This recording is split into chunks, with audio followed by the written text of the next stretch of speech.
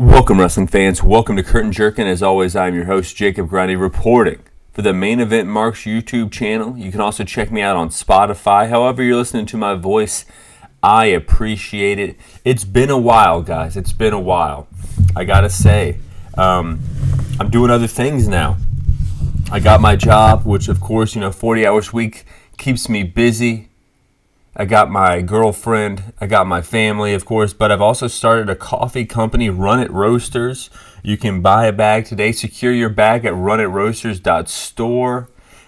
Or, you can go to a lot of, accounts that I've set up throughout Central North Carolina and buy a bag. I just got into a running shoe store. See, the whole concept is you buy this coffee and a portion of the proceeds goes to help fund and organize charity races. So it's kind of like, you can drink coffee that gets you the energy to run daily, and then you can have the long-term goal of doing this race, and then the money for the race goes to support charities. It's kind of a full circle idea. I'm having a lot of fun with it. It's it's honestly doing better than the podcast is. So I'm leaning into that a little more, leaning into that with my free time. So I do think that, week-to-week wrestling review shows are not what I'm going to be doing anymore. I do love wrestling, and I do love doing this podcast, but I'm going to just review the big shows. I know it's called Curtain Jerkin, but we're really only going to be doing the big stuff nowadays. We're only going to be talking about the, I want to say the PLEs from WWE, the pay-per-views from AEW, and probably some big shows from New Japan, and I like Cyber Fight. I probably watch Cyber Fight once a year. That's the big joint show from DDT, Tokyo Joshi Pro, and Noah once a year. I might squeeze in a Triple Mania here and there. Might squeeze in a Mike Tyson Logan Paul fight. Maybe review the WWE draft. Stuff like that. But I'm just going to be doing the big shows here, and I'm going to be ranking all the matches from these big shows from worst to first on a brand new metric that I came up with. It's going to be a 9-point scale. Obviously, if it breaks the scale, if I see a perfect match, I will just give it another point. But most matches are going to be ranked on a 9-point scale. It's going to be big fight feel, which will be entrances, build, and the aura when the bell sounds will be how I grade big fight feel. And then bell to bell, the moves in the match, the story that is told in the match itself, and the finish.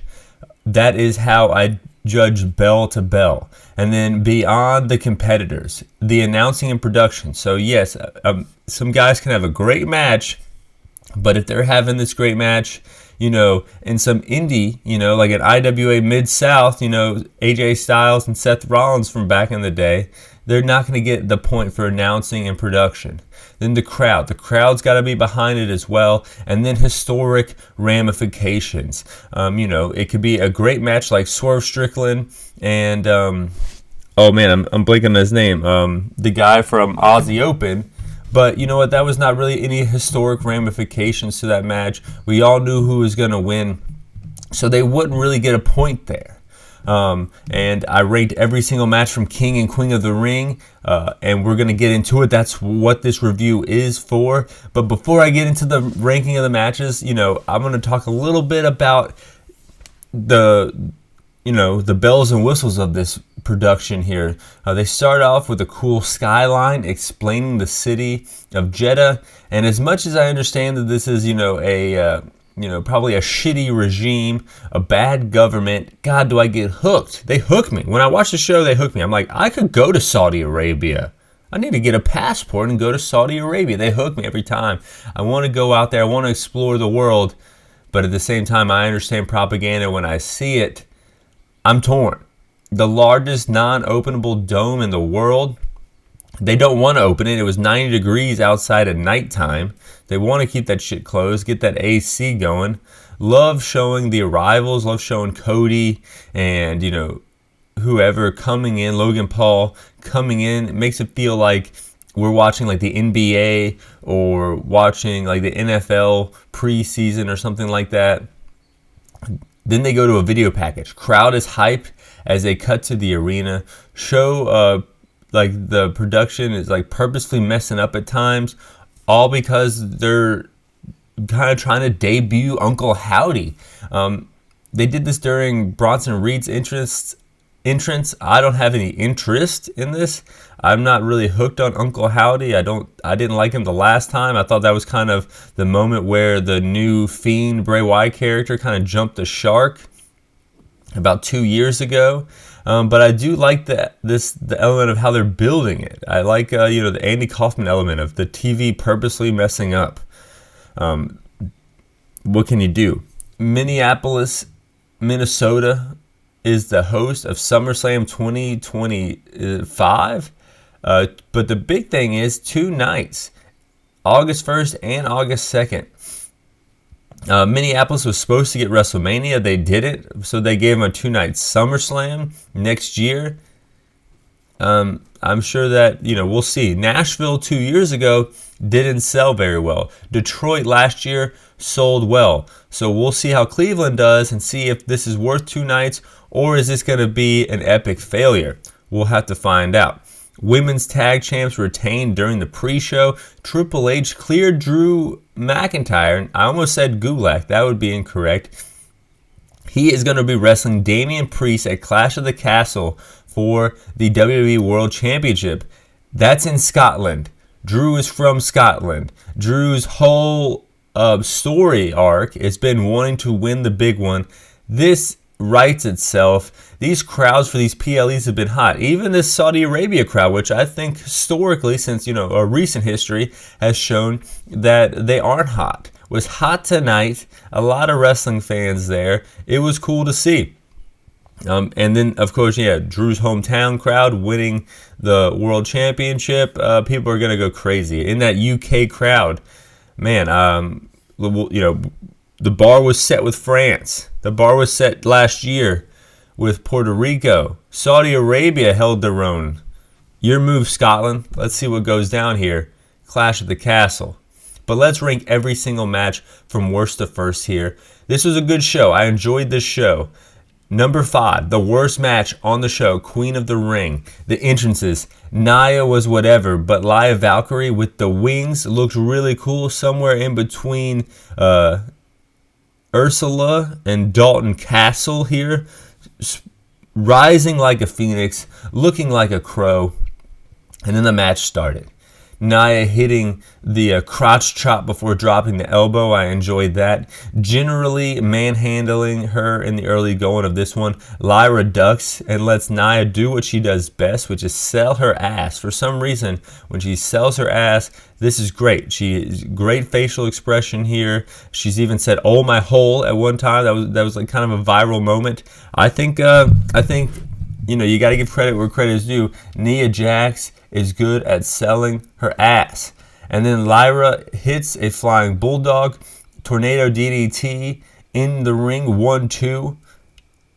Nia kicks out. Lyra goes for a sunset flip, but can't pull it off. The much larger opponent just sits down on her for a motherfucking Vader bomb, bitch. But they called the Annihilator. 1, 2, 3. Queen of the Ring is Nia Jax. Triple H gives her a hug. This was kind of a cool moment here. I mean, I don't give a fuck about Nia Jax. And I do think that Triple H kind of taking that picture with every wrestler in the back kind of exposes too much of the business, exposes who really just gave them this. But this was a cool moment. Then Nia cuts a promo, cutting off Kayla Braxton. Pretty solid promo. I think this was maybe my second favorite Nia Jax match ever, but still the worst match on the show. Best Nia Jax match ever was her versus Bayley in NXT. Go back and watch that shit. It was from the UK. First time they went to the UK. It was awesome. Number 4, unfortunately, another women's match. Becky versus Liv. Entrances. Becky in a more... and I ranked this match a 4. I ranked the worst match on the show a 4. Entrances, Becky in a more formal look, having to cover up in Saudi Arabia. Liv in a red bodysuit looking like Britney Spears from the Oops, I Did It Again music video. That might have been my favorite part of the match. women, yeah, they have to cover up in Saudi Arabia, but some women pull it off. Like, I like some of this shit better than I do, what they wear in America. Super crisp, high-def camera shots while introducing the competitors during this title fight. That helped with the big fight feel. And then the match started. Liv is missing something in the ring. I gotta say it. You can fly a fighter jet between the punches she throws to her opponents. More often than not, she takes out, she just doesn't look like she's got like that fighting spirit. Crowds is behind her though, biting on these 2 counts. They start to believe she can do it, but the champ locks in a disarmer. Liv able to counter. This was a pretty good spot here. Dom shows up though in a sling, of course, representing Rhea. Slides a chair for Becky. She doesn't want to use it, but Liv is able to hit a DDT to Becky on the chair. The Oblivion. 1, 2, 3. Dom is upset, but he did cost Becky the world championship. Heel way to win. Face pop from the crowd. Liv Morgan is the new champion. A lot of people online wanted this to happen. A lot of people are kind of tired of Becky Lynch. I love Becky Lynch. I'm not tired of her. But it has been like 5 years since her initial The Man push. And Liv Morgan's held the world title before on SmackDown into things. Didn't really do much. Like I said, I think she's missing something in the ring. She looks good. The crowd's behind her. She's got a distinct personality and gimmick, but it just isn't doing it for me. And she's the new world champion, and it looks like she's going to be a placeholder for Rhea to come back and annihilate her. I rank this match a 4 as well. But now we're making it to the podium. Now we are talking about the 3 best matches on this show. Number 3. The King of the Ring. The most notable thing is the crowd singing the Randy Orton theme song for the second PLE in a row. That's kind of cool. The crowd was hyped for this one as the bell sounded. Slow pace to start things off. Gunther slowly getting the upper hand. Both men keep the pace methodical, let's just say. Power slam. RKO countered by Gunther with a scoop slam. Gunther with a crossbody 1, 2, no. Goes back up, no one home. RKO, both men down. Gunther going after the leg. Half crab. RKO again, 1, 2, no. Gunther rolls up, 1, 2, 3. Gunther gets the victory here. Great match, but I don't really understand this. He hit the RKO. I don't give a fuck that Randy Orton's leg was hurt. You hit an RKO. We're conditioned that is it. So it's kind of a weak finish, but the right man won. I ranked this match a 7. Triple H out there presenting Gunther with the crown. Pyro going off, and generally a cool moment here.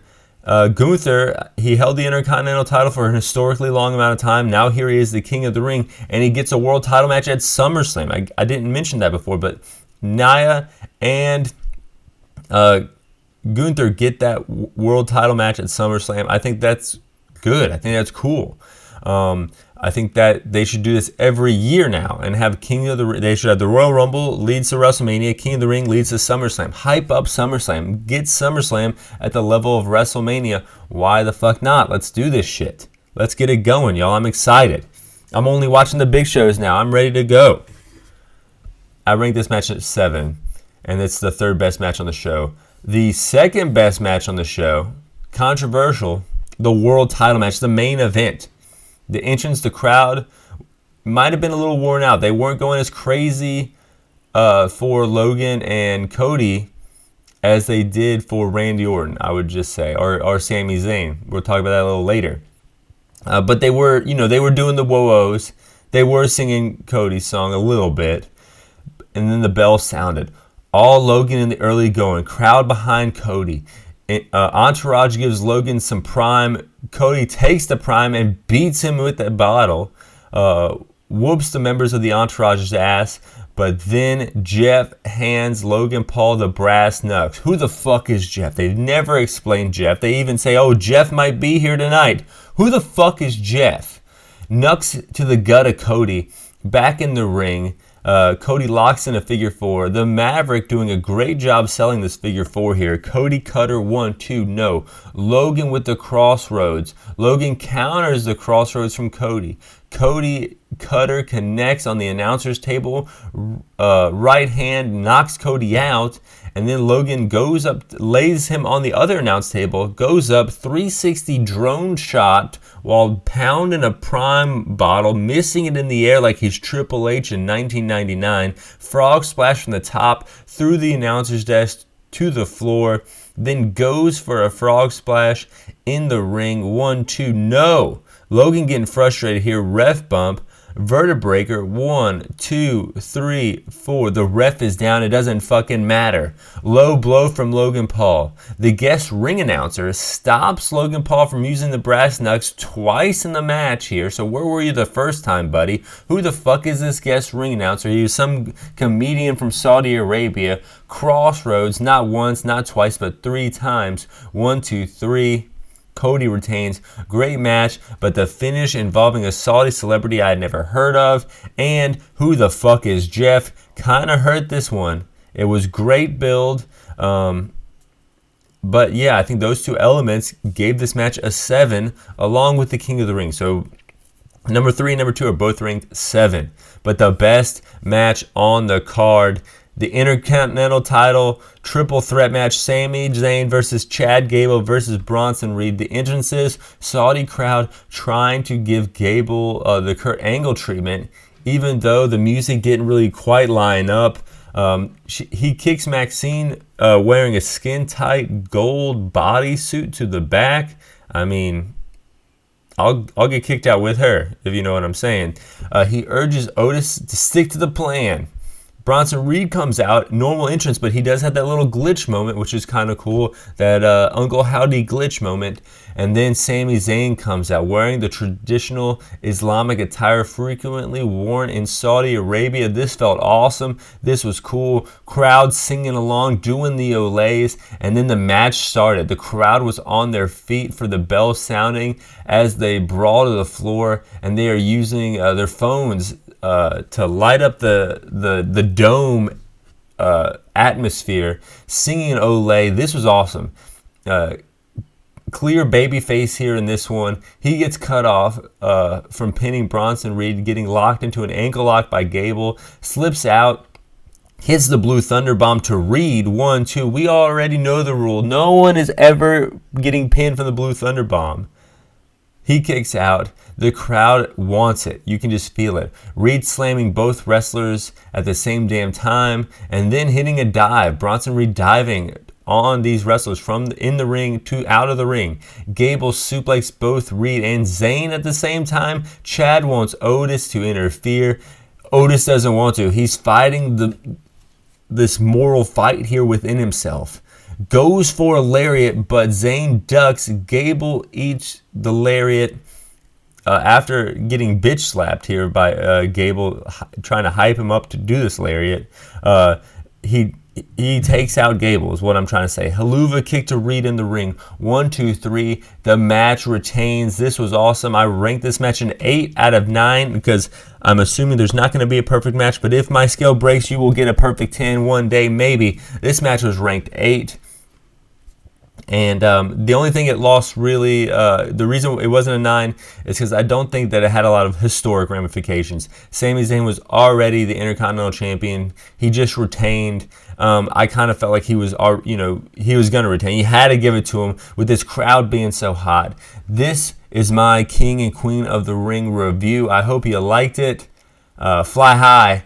I'm out.